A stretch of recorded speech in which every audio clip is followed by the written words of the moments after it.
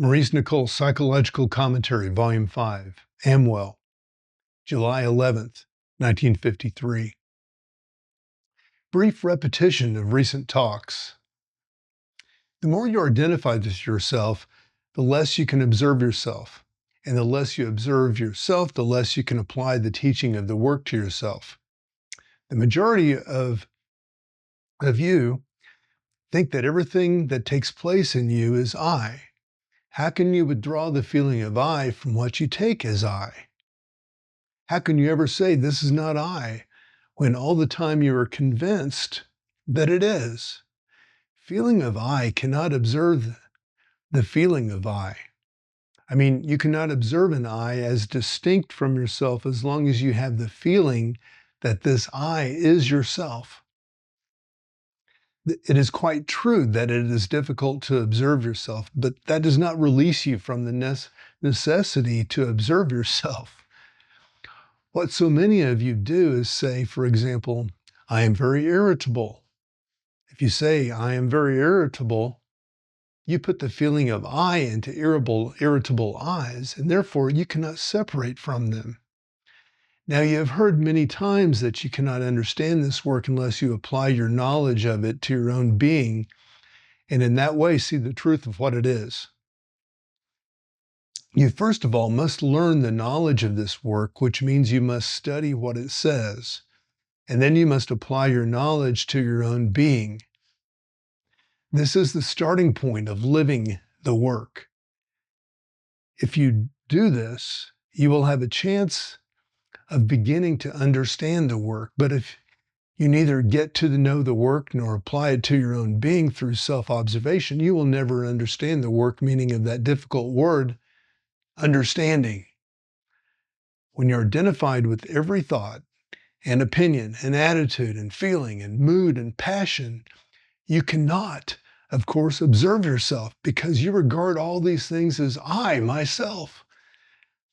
People who take all that goes on in them as I cannot observe it in the right way. As I indicated, they say, I feel irritable. I am in love. But they should really say which I is in love. No doubt your romantic eyes. Or again, which I is irritable.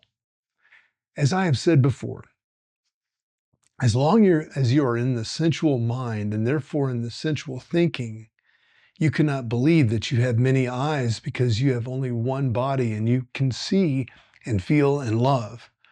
The method of the work is to withdraw the feeling of I from the I, which for the moment is using your telephone and shouting irritably at the whole world. Let us suppose you have just returned from lunch at the delightful house of Mrs. X. Before you were there, you were having a domestic row, and your telephone was uttering the most appalling statements. Having arrived, you got into your social eyes.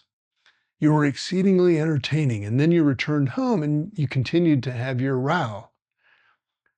If you're going to tell me that this is one and the same I at work in you, I cannot believe you. As you know, through the action of buffers in us, the eyes are shut off from each other so that we do not see the intercontradictions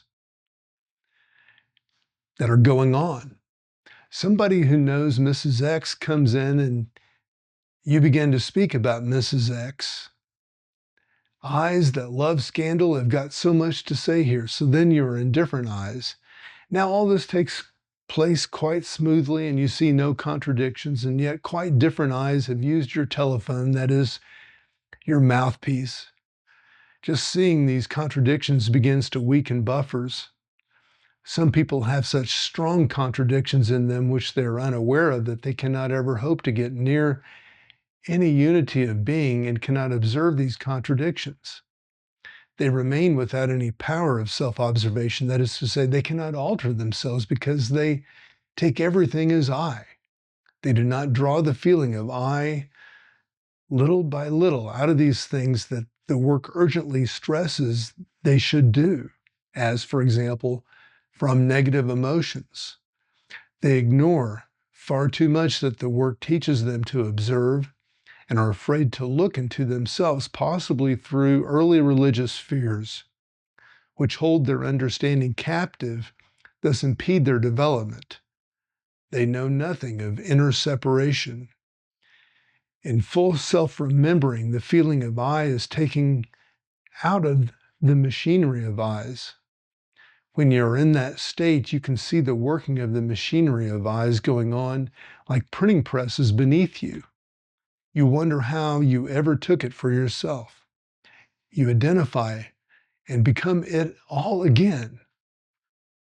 The final thing that I will briefly remind you of is that your name is John Smith, and you have got to observe John Smith and be less and less John Smith.